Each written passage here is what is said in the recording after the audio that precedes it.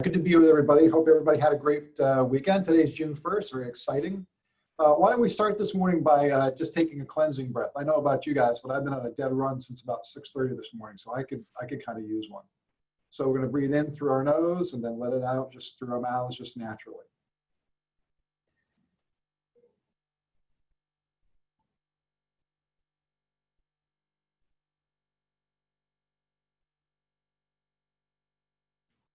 That always feels so good, doesn't it? So let me get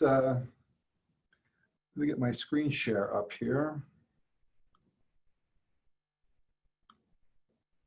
It's funny how the whole process of taking a cleansing breath, right? When we're growing up or when we were, stressed or whatever the case may be, right? Somebody would say, hey, take a breath. And that's where the expression comes from. So this morning, we're going to talk about igniting your personal momentum. And I'm kind of a big Walt Disney fan, not of the theme parks, but of Walt Disney, the person. He and his brother actually were really amazing. And if you think about everything they created, it created it from nothing, especially even in the location, because can you imagine what Orlando and Kissimmee looked like when it was created, 30, 40, 50 years ago, right? There was nothing there.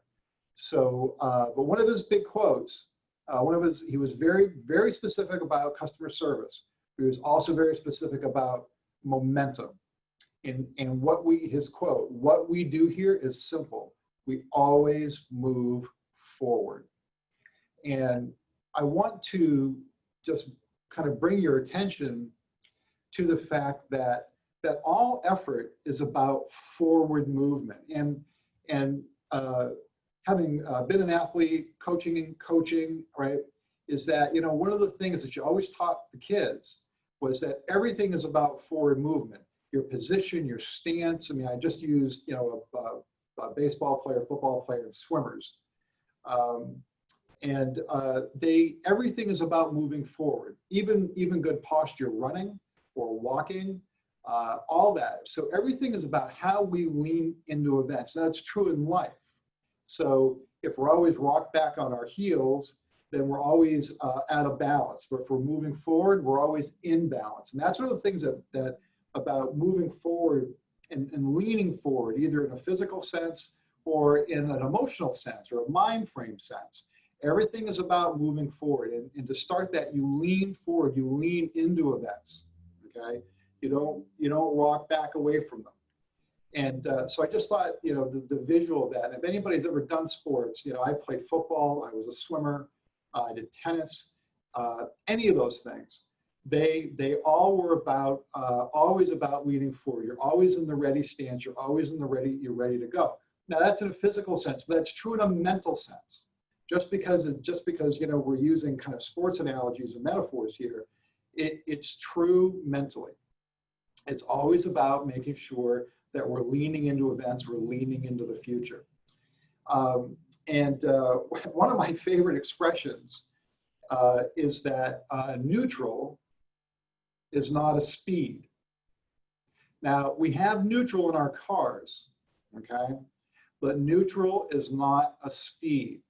You can only spend so much time in neutral, okay, before you most likely start rolling backwards. So there really are only two speeds. There's really only two things that go on. You are either moving forwards or you're passing through neutral as you're moving backwards. And it's a super simple, and it's also super important because you can only be in neutral so long. And if you think about a car, right? If we were to put our car in neutral, it would balance itself there briefly, okay? Long enough for it to get the momentum to either go forwards, if we might be on a hill, leaning forwards, or backwards if we were on a hill, right? If the car was positioned going backwards. So when people talk about being in neutral, here's just keep reminding yourself, neutral is not a speed. It's a condition. It's a condition waiting for movement one way or the other. And I would challenge us to think about a speed in a direction where if you are not moving forward, you are only moving backwards. And to go back to one of the things that I mentioned in some of the earlier sessions we had about the Hermetic principle of movement, everything vibrates, everything is always in a state of movement, even things that don't look like they are.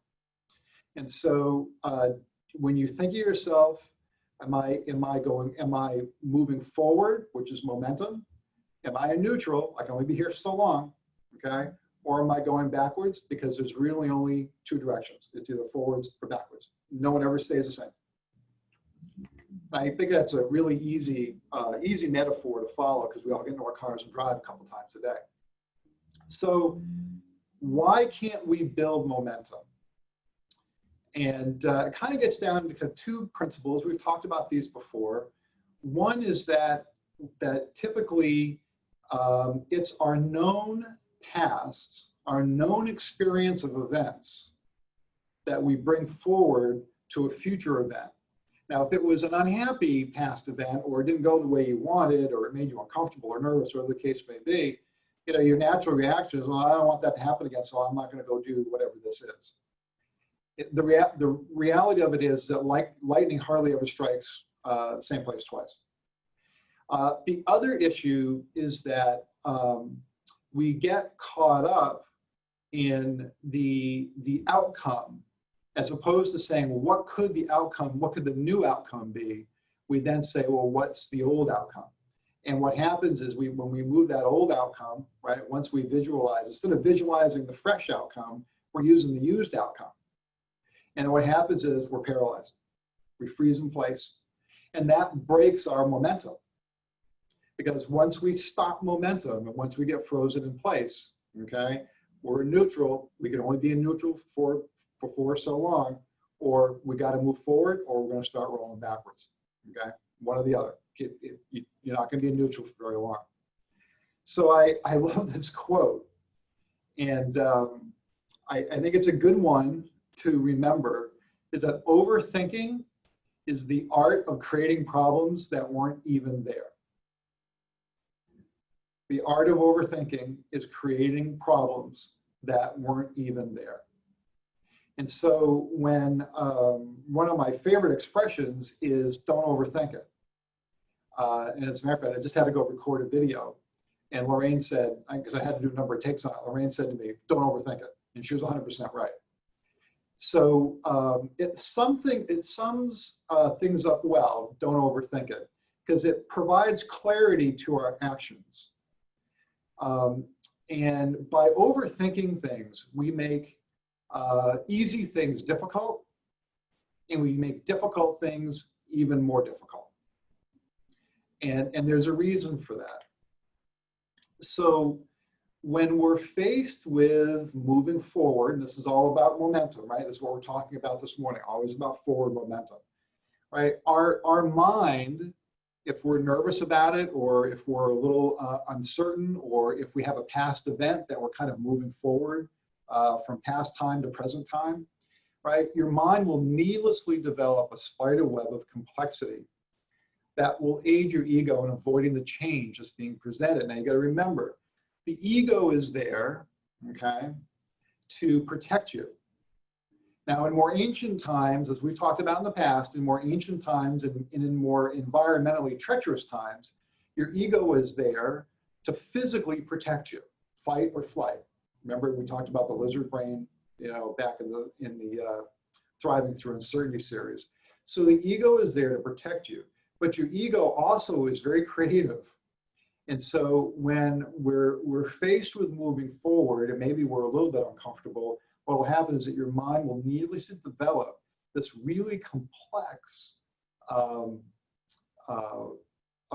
process that's designed to,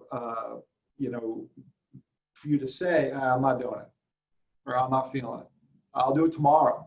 Your mind's really good. The ego's really good at convincing you that tomorrow is a better day than today, right? And then by overcomplicating the situation, you get these brain-built excuses as to why either something won't work or why I can't do it. And so when you're overthinking things, now this is where you go back to metacognition. When you're overthinking things, pause for a second, okay? Because we all do it. Pause for a second, take a deep breath like we just did, take a cleansing breath. And then think about, well, are these really brain-built excuses as to why this won't happen? As to why I can't do this? Or are these real? Am I making these up? Is my ego constructing the spider web to protect me? Or is this just all brain-built, subterfuge so that I'm avoiding being maybe in a slightly uncomfortable place? Because momentum by its nature is you're moving forward. If you're moving forward, you're moving through places that maybe you've never been before. And so just remember, the ego is super clever. It will absolutely manipulate you, okay? If you're feeling a little bit of danger, not physical danger, right? It could just be emotional. It could be, I'm not sure, I've never done this before. I've never been to this place before. I've never done this thing, whatever it is, right? And your ego will do a really good job of building very complex reasons why you can't do it. And once you start seeing the complexity in yourself, right here, once you start seeing the complexity, that should be a warning sign to you. Oh, wait a minute, right? Maybe this isn't as complicated. Am I overthinking it? All right.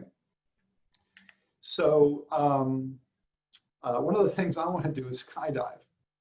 And now back in, and I don't know if this is true today, but I know in some of my history studies that when you were a paratrooper, like in the Second World War, like if you paused at the door to jump, that was it. You were most likely out, okay? And today with, same thing with skydiving, there would be, if you were standing at the door, looking down, as they like to say, out of a perfectly good aircraft at about 7,000 to 10,000 feet, which is, I think, for recreational jumping, is the altitude they use. If you were looking at that, you could come up with, I think, a lot of really good reasons why not to do it, right? Like, why would I want to jump out of this perfectly good plane? I think that what happens is when we get stuck and we're not moving forward, what we need to do is have the action jump in front of the mind before we say we can't do it. So in other words, don't wait long enough until the spider web builds or until the excuses start to build up. Action needs to get ahead of the brain. If I'm in front of a door and I'm going to jump out of a plane, understand this is probably an extreme example. If I'm going to jump out of a plane, if I stood there long enough, all right, I would come out. Now, long enough in that case might be 15 seconds, 20 seconds, 30 seconds, pick a number. I can come up with all sorts of reasons why I'm not going to do that. However, it was a good enough idea for me to drive to wherever I was, to wherever the field to jump to is, to where the school is, to go through the class, to pay the money, get into the plane, fly to altitude. It was good enough. The idea was good enough to do all that. So it'd be good enough to follow through with it until I got to the door and I could come up with all the reasons not to. And that's why action needs to jump in front of the mind. So I have this personal rule, and it's my 30-second rule. And the first 30 seconds are really critical in any decision-making process or in moving forward. And let me just put some framework to that. So as many of you know, I'm an early riser, somewhere between 3:30 and 4 o'clock in the morning, so I can get it my routine. I work out in the morning and I meditate and I have a certain routine. But for me to accomplish that routine and I get to work, right, I've got to get up early. Now, for some mornings I sleep in because I need the rest, physically. But here's what I know. I know that when my alarm goes off at 3:30, that those first 30 seconds before I get out of bed are super critical. Because if I go longer than that, the likelihood of me getting out of bed diminishes like every second that goes by. So when you're looking at forward momentum, and this gets back to being in neutral, think about it in terms of the first 30 seconds of committing this decision are important. I gotta go. Now, it might be the first 30 seconds on something that's going to take you 6 months. It's fine. It doesn't matter the duration of the end of the event. It doesn't mean that you're measuring the first 30 seconds on something that's going to take, 30 minutes. It doesn't really matter. Once you commit to go, then something that started is half finished. Something that started is half finished. And so count the 30 seconds, all right? And if you've got to move within that first 30 seconds, that's the optimal time for you to succeed at whatever it is you're doing to gain the momentum to do it. So lastly, so in practice, so here's what I'm going to ask you to do, is that once you start thinking and you drop into neutral is when you need to act immediately. As soon as you feel you get excited about, I want to go do something, then all of a sudden, what happens is that spider web starts building and the excuses start coming. And now I'm slipped back into neutral for a minute because well, I got to think about this. As soon as you sense that, okay, that's when you got to move. That's when you have to move and you have to get going, and do not look back. Everything from that point forward is about looking into the future and about what's coming next, what's around the next curve. Well, once you start feeling yourself slowing down and that inertia builds up, you go from momentum to inertia because your brain's working overtime, that's when you need to jump. That's the sign when you need to move the fastest because the action needs to get ahead of the brain. So I hope this was helpful. Have a great week, and I'll look forward to seeing everybody next Monday. Take care.